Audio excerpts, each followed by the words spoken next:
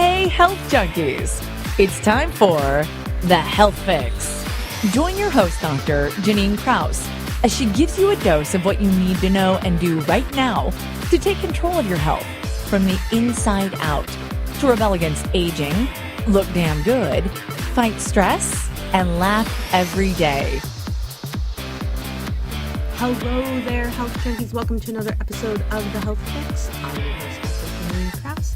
In today's episode, we are going to be talking all about our nerves, and in particular, the nerves that sense pain, the nerves that sense decreased mobility, the nerves that sense balance and tell us where we are in space.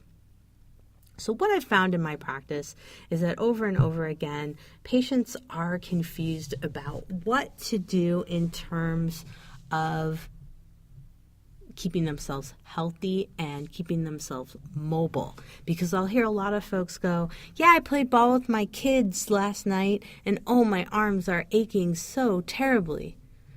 Well, when's the last time you played ball with your kids? Oh man, I usually play ball like once a year. That's usually kind of the answer I'll get from folks. And that's sad because using your joint to throw, so your shoulder joint to throw a ball once a year, that's not enough training for it. You could easily hurt yourself. And oftentimes people will come in complaining of hurting themselves after an episode like this, or playing with their grandkids, or playing with the dog. And these are otherwise healthy individuals. They just haven't paid attention to their joints and their mobility. Now, the other scenario that I'll often have in my office is that folks will have tripped and fallen and have injured themselves somehow. And when I dive into how does that trip or fall happen, they say, oh, I lost my balance, or, oh, I tripped on this, or I tripped on that. Well, how come you couldn't catch yourself? What happened? How did you completely wipe out? Well, it comes down to the fact that a lot of us are not really good at balance. And in fact, when left to our own devices, we can't even balance even like on a log if it's not floating. It's just sitting there on the beach. And of course, I have to put myself through all of these challenges. And even as a 40-year-old individual, I struggle with balance too, and I have found that if I keep working with it, it has helped me to, if I lose my footing, I can catch myself better. If I stumble, I can recover better, and I'm more agile. And heck, I would like to be agile into my hundreds, and I'm hoping that because you're listening to this podcast, you would like to too. And so today I'm going to talk about why you need to train your sensory and mechanoreceptor nerves, why you want them dialed in, and how dialing those guys in will help you to reduce pain, it'll increase your mobility, and it'll help you with balance. All of these things that help with longevity, which of course is my main goal for having this podcast, is keeping people healthy as they age. So let's dive into how we sense. So take a look at your hand for a second. The palms of your hands and the bottoms of your feet are so rich in small nerves. Those nerves are called proprioceptors. They tell us where we are in space. And they also can tell us what we're feeling. So that's why you can stick your hand in a backpack and find a pen, because your proprioceptive nerves on your fingertips can help you to, feel your way through, say, a purse or a backpack. The same thing goes with your feet. But most of the time you have your foot in shoe coffins, right? You're wearing these big clunky shoes. How often do you go barefoot? I challenge you to go barefoot more in your house. Now, a lot of people are even walking around their houses these days wearing slippers. And don't get me wrong, in the winter it's cold. Sometimes I like to use slippers too. But I do realize that changing textures and changing the feeling underneath my feet is an exercise for my proprioceptive nerves. So I want you to think about the last time you walked outside barefoot and you walked on, say, a sidewalk or a gravel driveway. It's pretty painful, huh? It feels kind of weird. But think about it this way. That's an exercise for all those little nerves in your feet. I love walking on beaches that have lots of rocks. Now that might sound super weird to a lot of you, but what it is it's a nice massage and a nice little exercise for all of your proprioceptive nerves. It's a way to help them to turn on and a way to help them to engage in balance and mechanical movement of your body. Now, if you've been listening to this podcast for a while, you've probably heard me talk about using nature as my gym. I love to jump on rocks. I love to use logs as balance beams. I love parking blocks as balance beams. Literally, I channel my inner 5-year-old whenever I can. And really, this practice is extremely useful because I'm constantly challenging my small nerve proprioceptors. I also highly encourage folks to play in playgrounds when they can and get your hands going too. You know, the monkey bars and the swings, just having something different for your hands to feel than, holding your cell phone all day long. So let's think about this in terms of our nerves. Now, most of our nerves live in our tissue known as fascia. Fascia is directly below your dermis, let's put it that way. You have epidermis, which is your outer skin, and then dermis is your second layer. And that fascia is just below your dermis and just above your muscle. And if that fascial tissue that's highly loaded with proprioceptive nerves isn't moving well because your mobility sucks, well, guess what? You're going to have pain. Why is that? Because those small proprioceptive nerves, when not utilized properly, become oversensitive. And so you want to keep using these guys. You want to challenge them. You want to be working on ensuring that your joints move in proper directions. Now, let's play with this for a minute. I want you to take your arm and reach up, just like you're raising your hand to ask a question. I mean a proud question, not just a half-ass one. You got your hand way up there. You have a big question you just can't wait for someone to answer. Now, how does that feel? Now, I want you to take your thumb and I want you to try to reach your thumb a little bit back with your hand. Hands up, turn that thumb like behind you and try to reach back. Do you feel pretty restricted? Does it feel like you can reach back well? If not, guess what? There's some work to do in terms of reaching back with your shoulder. Now, what I also want you to do is bring that arm down now. Probably if you were keeping it up that whole time, you were getting a little warm. Might have burned a little. Now take that thumb, put your thumb back up. I want you to reach up again, and then I want you to turn your wrist so that your thumb's going up, but your pinky is headed behind you, and you bring your shoulder in full rotation.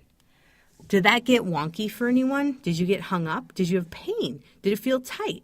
Well, if any of those things happened, guess what? You need to work on your mobility of your shoulder. Another telltale thing about the shoulder in terms of mobility is, can you touch between your shoulder blades? So I want you all to try that right now. If you can't touch between your shoulder blades, or you have to grab your elbow to put your hand between your shoulder blades, guess what? We've got shoulder mobility issues. You want to work on that. That is not good. Ladies in particular, we are at a higher risk of something called frozen shoulder. And if you don't use your shoulders and you don't move them well, guess what? You're more likely to get frozen shoulder as you get into your late 40s, early 50s, and 60s because of declining levels of estrogen. So this is a big deal. So now you looked at your shoulder mobility. Now I want all of you guys to think about, when is the last time you threw a ball? It could be a baseball. It could be a bouncy ball. I don't care what kind of ball. Medicine ball, slam ball. When's the last time you picked up a ball, you put your arm up, and you threw it some distance? Probably wasn't, well, let's put it this way. For most people, it was a while ago. Now I want you all to take in your hand, pretend that you have a ball in your hand, bring your arm back like you're going to throw a ball, just like a pitcher. You're going to throw it really far. How did that feel? Did it feel wonky? Did your shoulder pop? Did your elbow pop? If throwing a ball or even just mimicking the motion of throwing a ball feels really weird and restricted, guess what? Your mechanoreceptors in your shoulder need some work. They want to be stretched. They want to move better. And so there's a ton of different ways to go about this. And there is a doctor that is kind of putting out all kinds of information in this capacity. It's a term called Kinstretch, and Dr. Andrea Spina, he's a chiropractor, he created Kinstretch, and he's talking all about how movements of all of your joints are extremely useful to keep your mechanoreceptors processing information and keeping them alive and keeping them basically working properly. Because like anything, if you don't use it, you lose it. Think about your muscles. If you lift weights for years and years and then all of a sudden you stop, you're going to lose your ability. You're going to lose your muscle tone, right? And the same thing goes with your mechanoreceptors. These mechanoreceptors are extremely useful for helping your shoulder to figure out where it is in space. And it's also extremely useful for telling muscles to fire and stability of your shoulder. So now maybe you don't want to be throwing a ball. Maybe you could care less if you throw a ball. But think about this. What about if you slip and fall and you need to catch yourself and you need those nerves to fire properly to help to catch you? These are your mechanoreceptors. They can feel the motion of your arms as you're going downward. And your proprioceptors are going to tell you, I'm going downward. We need to tighten the muscles to catch you. And so as you're going downward, if you have better shoulder mobility, you're better likely to catch yourself versus smashing your face or breaking a wrist or something of that nature. So keep that in mind in terms of long-term mobility and balance. So I just gave you a brief description of mechanoreceptors that live around your joints and really are there to determine motion. Now, in addition to mechanoreceptors, we have nerve endings in our fascia, as I mentioned, but also in our muscles, our tendons, our ligaments. And what they do is they receive information about the amount of pressure, the speed at which you're moving, the rate at which you're changing motions. So your body knows when you're in a car versus when you're running down the street. They could tell when you're doing a somersault. If anyone out there's ever been in gymnastics or springboard diving, you can tell when your head's coming back up and around to be able to gauge when you want to come out of that somersault. Now, I have a lot of experience because in high school I was a springboard diver and I was a gymnast as a kiddo. And in these motions of movement where your head's going down and coming back up, I could gauge when I was on the second revolution of, let's say, a double somersault. I knew when to come out because I could feel it, which is pretty cool. And so channeling this and being able to feel your body better and feel your motion of your joints better is key. And knowing when your joints moving, so the movement of your joints doesn't feel good versus when it does. Okay, so let's talk about proprioceptive nerves for a little bit here. Remember, these guys are the ones that know where you are in space. That input comes in through your spinal cord. And it goes up to your brain.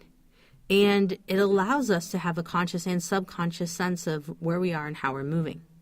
Now, that information that goes to the brain also sends a message back out. And that message back out is how to adapt to what motion you're putting yourself into. So if you don't move and you sit on the couch a lot, how much information do you think is going to come up to your brain and come back out? Not that much. These are things that need to be trained. These are things that you need to be working on a daily basis. Now, I'm not talking about running marathons. I'm talking about movement and play and having fun, balancing and putting your joints into all of the motions that they were designed to do. That's why Tai Chi, yoga, these types of exercises are extremely useful for the body. Because as we know, the more we use something, the more we're going to be fine-tuned to utilize it in its full capacity versus sitting on the couch and losing it. So one of the big things that I like to have folks in my office think about is this. As a kid, you explore your environment. You're playing, you're jumping, you're putting yourself into different positions. You're mimicking animals. In fact, this past weekend, I just watched some kids play with my dogs, and they mimicked how the dogs moved. Now, you don't see adults doing that very often. And I think that's sad because we've lost our art of play. Adults get all serious about being adults, and guess what? In that seriousness of being an adult, we forget how to play and we forget how to use all of our joints and our nerves properly. And when we block these nerves from working properly because our tissue's kind of all bound up, that's where we get pain. The more you move, the less pain you have. Simple as that. So these proprioceptors that are figuring out where we are in space, they're figuring out what's happening, these guys are pretty well defined. And in particular, we have 4 of these guys. They're known as the Pacinian Corpuscles, the Meissner's Corpuscles, the Ruffini End Organs, and Merkel's discs. Now, yes, I'm going to go on a geek out tangent for a minute because I want you to know about these different receptors, because these 4 different receptors do very different things in terms of what they sense. Now, the Pacinian Corpuscles, these guys tell when pressure has begun and ended. And so it's prolonged, not prolonged pressure, it's short durations of pressure. So if you press your finger against your skin and you just let go, this is Pacinian Corpuscles. They're noticing when the pressure has begun and ended, just quick pressure. They're deep in your skin, they're in your ligaments, and they're in your joints.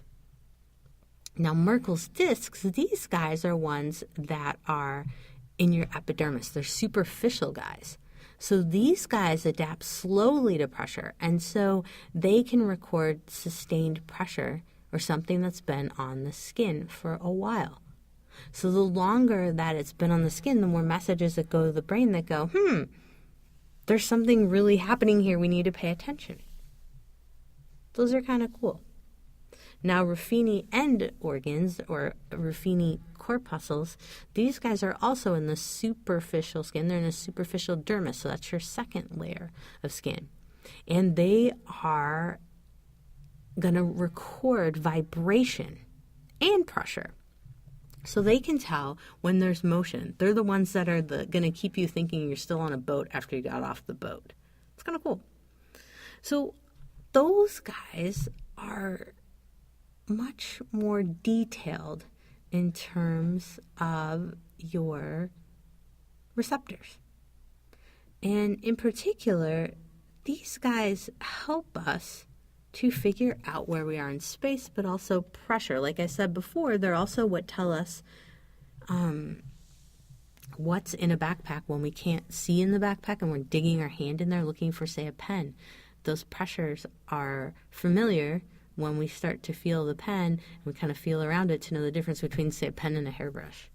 And our brain can help us to figure that out, which is pretty darn cool. But if we don't regularly put our hands into backpacks, we're not testing these nerves as much as we should. If we're not walking barefoot, we're not testing these nerves as much as we should. If we're not jumping from rock to rock, we're jumping just in general. And I'm not saying high jumps, I'm just talking little jumps, skips, things of that nature. If we're not doing these things regularly, it's hard for our body to remember what to do when we do encounter these. And that's why people end up getting hurt. Okay. So that's why I also like to play with balance. And I like to play with controlled articular rotations, CARS. CARS is a short acronym for the kin stretch type of concept in terms of controlled movements to help you improve your mobility, maintain your ranges of motion. And these CARS basically can tell your body and tell your cells of your mechanoreceptors what to do on a daily basis. So what I'm saying here is if you put your joints through motions on a daily basis, meaning a joint mobility routine, then you'll be able to catch a ball if one's thrown at you all of a sudden, or go right out and play a game of catch with your kids, or play a game of catch with your grandkids. So let me tell you a little story. This weekend, my husband and I were staying at a hotel that had a swimming pool.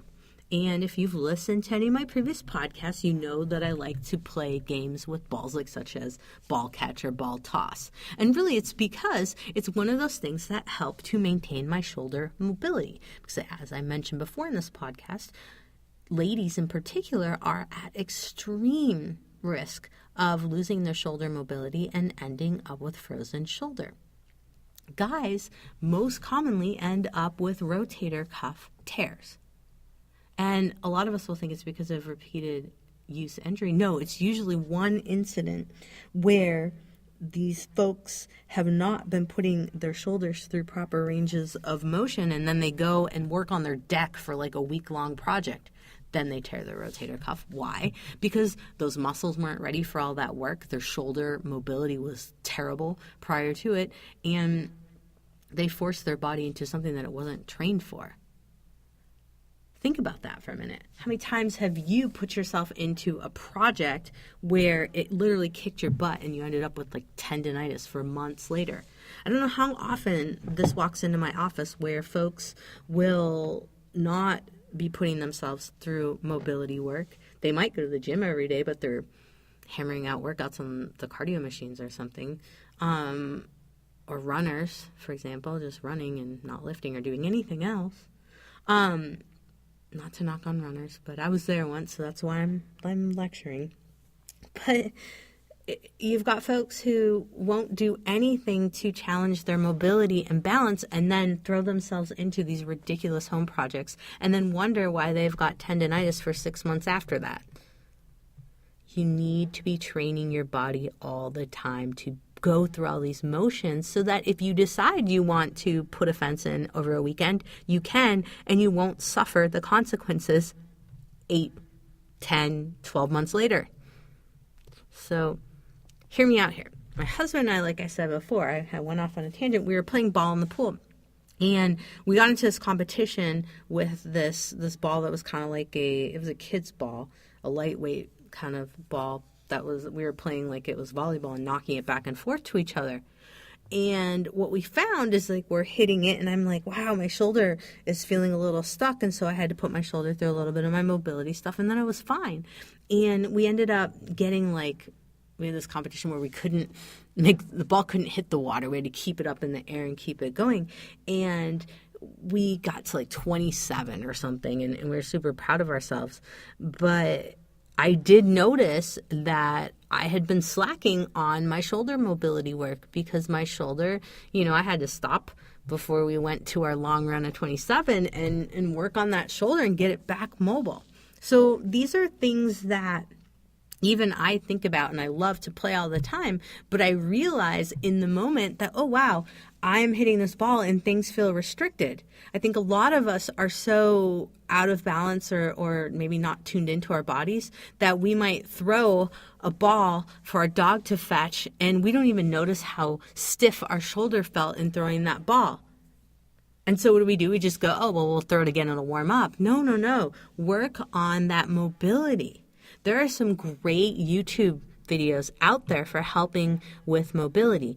And I have outlined my favorite one for the controlled articular rotations. It's a YouTube video that has a black belt karate gal who goes through her whole 10-minute routine, and it's awesome. It's a great, well-defined routine that any of us can do when we wake up in the morning. You can do it in the shower. You can do it while brushing your teeth. I mean, these are simple things.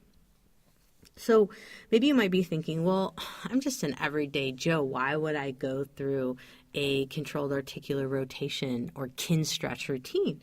Well, because do you want to lose your mobility? Do you want to be able to just pick up a game of ball and play with your grandkids or kids? Heck yeah, or your friends. Yeah, you do. You want to be able to do that.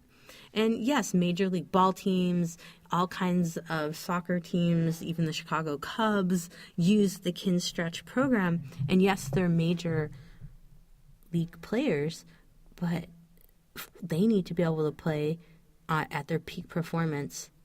Why can't you enter every single day like you're at your peak performance? Something to think about. I think we all need to be thinking about every single day as, being our best mobile-wise, being our best balance-wise, versus thinking about, tackling the day. I would rather be more mobile and happy and feel free in my body than being all grumpy and stuck and just not feeling good and wanting to sit on the couch. So there you have it. But let's talk a little bit more about balance for a moment, because I've been talking a lot about mobility because I think it's hugely important, but I think balancing is just as important. When's the last time you tried to stand on your tippy toes? I challenge you to think about that for a minute. When's the last time you tried to stand on one leg? These are really simple things that a lot of us don't do for years and years and years. But we have to do it when we're like falling or something's happening. And then this is the case in which we can seriously injure ourselves. So what I'm proposing is mobility exercises every day and balance exercises of some sort, channeling your inner 5-year-old at least 2 to 3 times a week. Especially exercises where you close your eyes and try to balance. So I challenge you right now to stand up and to take one leg off the ground. Just like raise your leg up, just raise your knee up and stand there. How long can you do this without falling over? Now, take that leg, put it down, shake it out, close your eyes. Raise one leg up, so the knee up. Any different? Closing your eyes can help you to work on your balance, but also to get your muscles and brain communicating better. And by that, I mean using your sensory nerves in your feet and in your body, around your joints, in your muscles, to be able to sense where you are in space and keep you upright. It's really cool. I like to sometimes turn all the lights out and work on balance routines. Now, I don't recommend trying, this with some jumping or jumping from rocks, but I do recommend even trying to walk heel to toe with your eyes closed or in a super dark room. It's very interesting. And do this barefoot, by the way, because the more you can let your feet out and let all those sensory nerves in your foot fascia work, the better it is. Now, you could take it from the basics and you can go into more advanced routines. I really like to do tabletop exercises. I like to do single leg balances, single leg squats, even a crossover walk. They call it karaoke walk or grapevine walk. Try doing that. And, master at walking and going slow, and then try to do it faster and faster. That grapevine karaoke crossover walk thing is tricky. I see a lot of patients in my office, they almost trip on themselves trying to do this crossover walk. Now, if you're hearing me say these things and you're like, oh my gosh, is she writing this down? I don't have time to write it down. It's in my podcast notes at drjkrausend.com. So have no fear. I have all of this there for you. Another biggie for helping with proprioception is the squat. And if your ankle mobility isn't great, you're going to suck at squatting. But the good news is that you can squat down towards your chair, touch your tushy on the chair, and stand back up. I like to squat and then jump back up. A squat jump is a really great way to test your balance and proprioception. Now, if you've not jumped for anything in years, I highly recommend starting with just a basic squat. But a squat uses so much of your body's ability to balance your proprioceptors, your mechanoreceptors. It's amazing. It's one of my most favorite exercises for longevity and mobility and balance. But you want to make sure you're doing it right. And there are a ton of videos out there that will instruct you on how to do it. And I will put a link into my podcast at drjkrauseND.com so that you can see how to do that. Now, another big consideration here with your nerves is how to keep them healthy. Now, our nerves need vitamin B12. They need vitamin B1. They need vitamin B6. Vitamin D, vitamin E, and zinc. These are the main vitamins and minerals. Zinc is a mineral that we need to have healthy nerves. Now, if you are a vegan, you're not going to get much vitamin B12 or vitamin D, and I would venture to say not much zinc either in the diet. Probably even vitamin, D, E, zinc, B12. Not going to get much of those. Might even not get a lot of vitamin B6. Vitamin B6 is rich in whole grains, but with this fad of not eating whole grains, a lot of us are missing out on even our vitamin B6. So things to think about. Now, another component is some amino acids. Acetyl L-carnitine and alpha-lipoic acid. These guys are important for nerve health. Also inositol, it's an antioxidant, and so is alpha-lipoic acid. I might have confused you by saying the alpha-lipoic acid with the amino acid acetyl-L-carnitine. Now, these guys are extremely helpful to keep your nerves working properly. And when I see folks who are fatigued or having trouble with their balance and having trouble with proprioception, I often will make sure that they're supporting these particular vitamins, especially B12, especially B1, B6.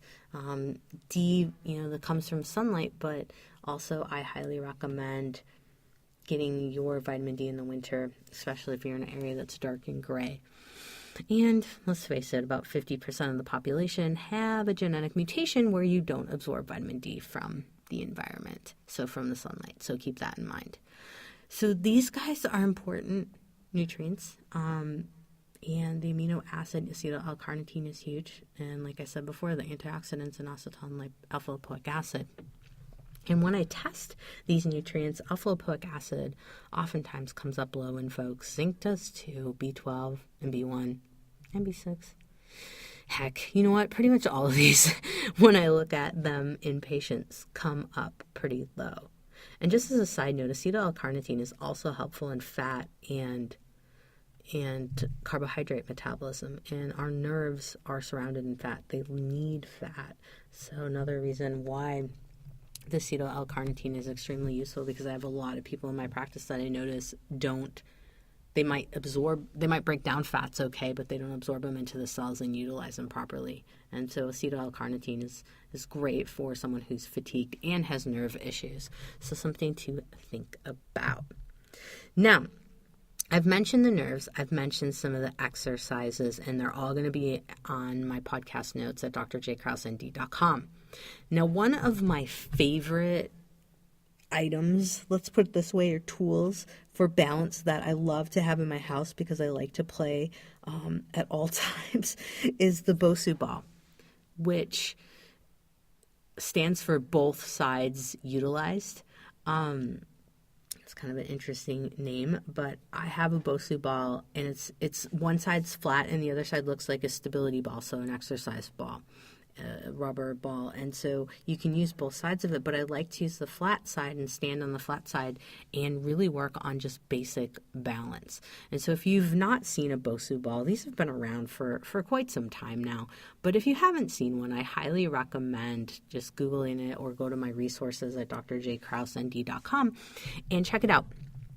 It's a great tool to get started with balance. Say you don't feel like playing around outside. Say you don't want to jump from rock to rock or use a log as a balance beam. Okay, fine. You don't have to. Check out the Bosu Ball. It's possibly my favorite tool for balance, and I find all kinds of ways to incorporate it into my workouts because you can use that flat side for push-ups, and they're balanced push-ups now. You can squat on it. I don't recommend doing that right away, but Bosu Balls are super cool, and I highly recommend you checking them out and utilizing them as well as a great option for helping with your balance.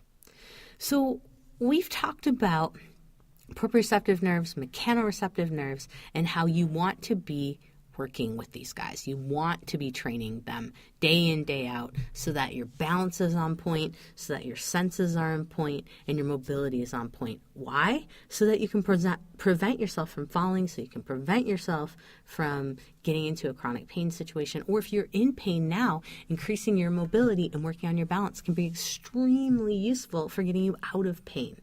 The reason being because if your tissues around your joints is restricted at all, meaning you have restricted range of motion, chances are you're going to have pain.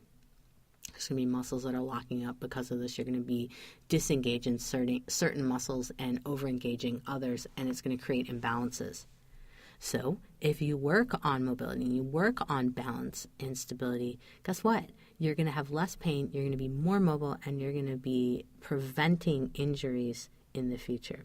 So I want you to think about, after this podcast, ways in which you can play and have fun with this, but also keep yourself mobile, and what kind of activities you might be throwing yourself into on a random whim. Maybe you play softball like once a year. Well, what kind of moves do you need to help to have yourself trained for that? Here's another one. We're going into winter right now. Skiing, snowboarding. I see a lot of people get hurt this time of year if they don't train themselves and get themselves ready for ski season. So keeping in mind that life is about keeping yourself mobile, because you never know what kind of situation you're going to get into. You don't know when you're going to slip and your body's going to try to fall on ice. If you're better adapted to catch yourself, you're not going to hurt yourself as bad. So thinking about how you can always be preventing injuries. And by working on your balance and your mobility and your senses and just getting your senses dialed in, you're setting yourself up for being pain-free and working on injury prevention all along. So keep that in mind, because like I said before earlier in this podcast, I have way too many people that show up in my office after having sat on their couch for weeks and weeks, then decided to do a project in their backyard, like putting up a fence, and then wonder why they've got tendonitis for the next year. It's because they didn't keep the mobility and balance and sensory training going. So get out there, work on your senses, work on your balance, work on your mobility. You want your nerves to be nice and healthy. You want your mechanoreceptors to be sensing what works, what doesn't. You want your proprioceptors in your feet and your hands to be sensing everything. Go out and play. If you haven't walked on your hands or done a handstand or a cartwheel in forever, do it. Play with it. Do beginner steps if it's been really, really long. So play. Get out there and play. Like I always say, channel your inner 5-year-old and you'll be surprised what will happen. So you have survived another episode of The Health Fix. I'm your host, Dr. Jannine Krause. Thanks for listening. Hey everybody, Dr. Jannine Krause here. If you liked what you heard today, then head over to drjkrauseND.com to find my free resources and information to know when I post something new that's juicy that you might want to check out. Plus, head over to where you get your podcasts and subscribe, and write a review to help get the word out about me and help others at the same time to find me. It really does help, and I really appreciate all of your reviews.